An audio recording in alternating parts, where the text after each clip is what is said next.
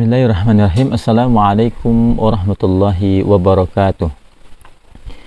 Alhamdulillahirabbil alamin. Alhamdulillahilladzi arsala rasulahu bil huda wa dinil haq liyudhhirahu 'alad dini kulli wa kafa billahi syahida. Asyhadu an la ilaha illallah wahdahu la syarikalah wa asyhadu anna Muhammadan abduhu wa rasuluhu alladzi la nabiyya ba'dah. Allahumma salli wa sallim wa barik ala sayyidina Muhammadin wa ala alihi wa sahbihi ajma'in. Amma ba'd. Faqad qala Allah Ta'ala fil Qur'anil Karim, a'udzu billahi minasy syaithanir rajim. Bismillahirrahmanirrahim.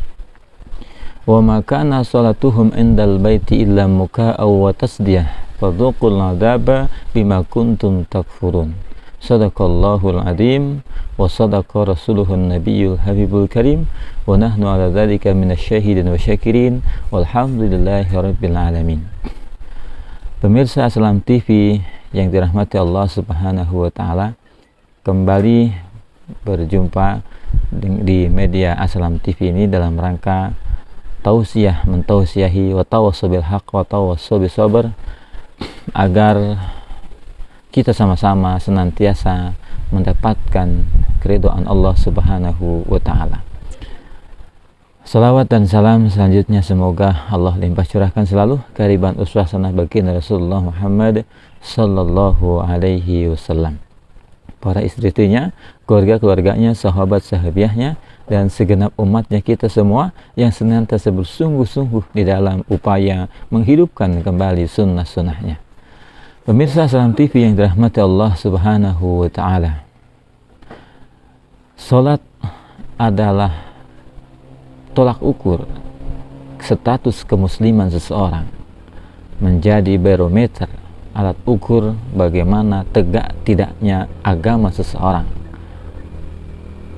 sehingga tentunya kedudukan salat sangat penting di dalam kehidupan kita sebagai seorang mukmin, di mana sholat betul-betul menjadi posisi yang sangat sentral, karena sholat menjadi penopang tegaknya daripada agama.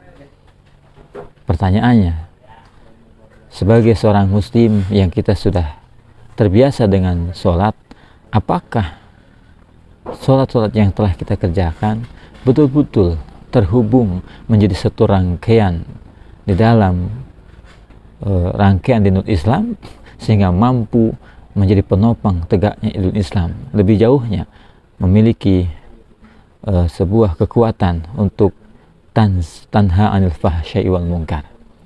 Pemirsa Aslam TV yang dirahmati Allah Subhanahu wa taala, Rasulullah sallallahu alaihi wasallam bersabda, as-salatu imaduddin, man aqamaha faqad aqamad-din wa man tarakaha faqad hadamad-din. Bahwa salat adalah tiang agama. Barang siapa yang mendirikan salat, maka dia mengokohkan agama, dan barang siapa meninggalkan salat, maka dia merobohkan agama. Maka di sini jelas bahwa fungsi daripada salat adalah sebagai tiang. Maka berbicara tiang tentunya tidak terlepas daripada sebuah rangkaian bangunan, di mana sholat tidak bisa berdiri sendiri menjadi petopang sebuah bangunan, sehingga bagaimana sholat akan berfungsi sebagaimana fungsi tiang, maka tidak bisa lepas, maka harus dikaitkan dengan struktur bangunan yang lainnya. Sebagaimana Rasulullah Shallallahu Alaihi Wasallam bersabda di dalam hadis An-Nawawi yang ketiga, bahwa Islam laksana sebuah bangunan. Buniyal Islam al khamsin, syahadatu an la ilaha illallah wa anna Muhammadur Rasulullah wa iqamis salah wa ita'iz zakah wa hajjul bait wa shaumu Ramadan. Bahwa Islam digambarkan sebuah bangunan. Di sana ada pondasi, kemudian tiang, atap, dinding, dan lain sebagainya. Maka bagaimana kita bisa mengkaitkan agar sholat kita bisa betul-betul menjadi penopang? Maka tentunya kita harus merangkai terlebih dahulu keutuhan bangunan Islam. Karena sejatinya yang seharusnya kita lihat terlebih dahulu adalah di mana tiang itu didirikan. Maka tiang sekali lagi tidak bisa berdiri sendiri, melainkan harus ada yang melandasi di bawahnya, yaitu pondasi. Keberfungsian tiang, kekokohan tiang tidak akan berfungsi sebagaimana mestinya tatkala pondasinya atau landasannya ini tidak sesuai dengan tiang itu sendiri. Maka hal yang mendasar yang perlu dievaluasi adalah terkait dengan landasan. Apa itu landasan? Maka berbicara pokok-pokok daripada keberyakinan kita, keimanan kita kepada Allah Subhanahu wa taala. Yang dikatakan di sini dalam hadis itu adalah syahadatu alla ilaha illallah. Bagaimana kekuatan la ilaha illallah ini betul-betul menjadi pondasi kita, keyakinan kita kepada Allah. Bagaimana bisa menjadi sebuah landasan, dorongan atau orientasi daripada setiap dilakukannya aktivitas kehidupan kita, termasuk di dalamnya sholat. Ya, maka tiang akan berdiri kokoh ketika berbicara bangunan, ketika pondasinya juga kokoh. Begitu juga dengan sholat. Sholat agar berfungsi sebagaimana mestinya tatkala pondasinya benar, tatkala pondasinya utuh, yakni memaknainya kita terhadap kalimat tauhid la ilaha illallah. Tatkala landasan kita betul-betul tauhidullah, tidak menduakan Allah, tidak menyekutukan Allah, maka baru akan mampu menopang struktur bangunan di atasnya. Ada dua penilaian Allah terhadap orang-orang yang sholat, dan ini tentunya pada kesempatan kali ini saya mengajak kepada pemirsa Hasanah TV sekalian agar sama-sama kita mengevaluasi terkait rutinitas sholat yang telah kita lakukan. Sudahkah betul-betul sholat-sholat yang kita lakukan dilandasi dengan sebuah kekuatan keyakinan tauhid yang benar, sehingga mampu menguatkan daripada agama yang kita yakini? Allah Subhanahu wa taala berfirman dalam surat Al-Anfal ayat ke-35. A'udzubillahi minasyaitonir rajim. Bismillahirrahmanirrahim. Wa ma kana sholatuhum indal baiti illa muka'aw wa tasdiyah. Fadzuqul 'adzaba bima kuntum takfurun.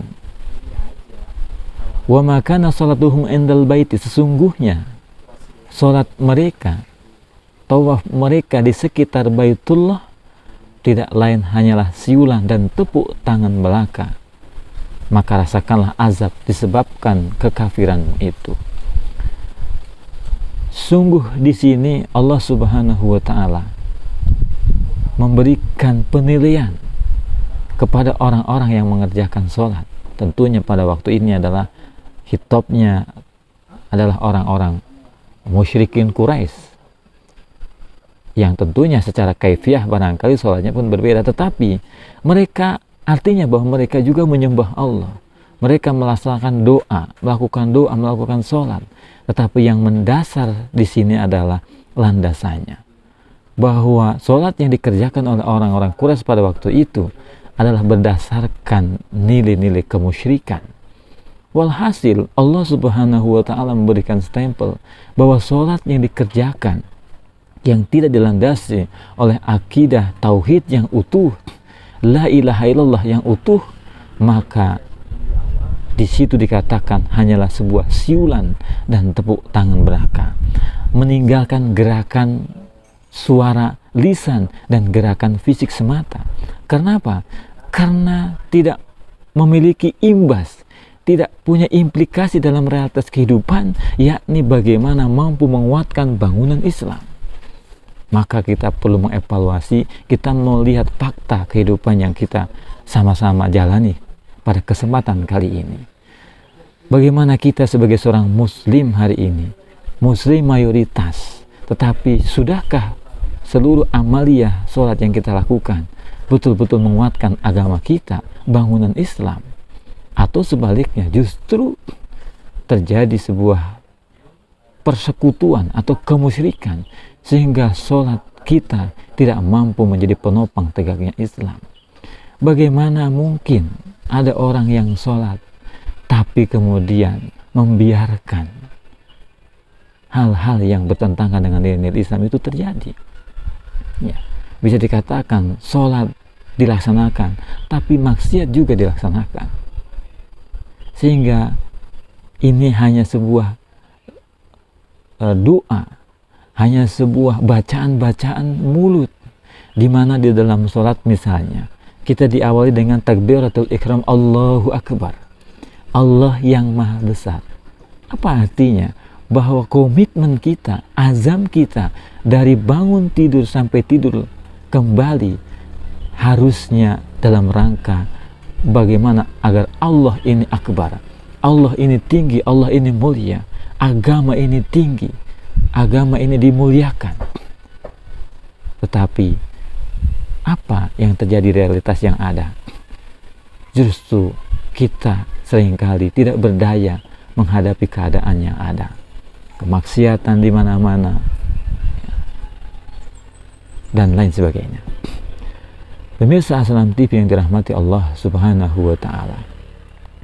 Paling tidak 2 ayat yang perlu kita renungkan bersama, di mana penilaian Allah terhadap orang-orang yang melaksanakan sholat. Di sini disampaikan bukan tujuan menggerdilkan sholat yang sudah dikerjakan, tetapi mengajak agar kita meningkatkan daripada kualitas sholat kita, sehingga sholat yang kita kerjakan betul-betul mampu menghantarkan kepada pengokohan terhadap adinul Islam, atau menguatkan keberadaan dinul Islam itu sendiri. Itu ayat yang pertama yang Allah stempelkan.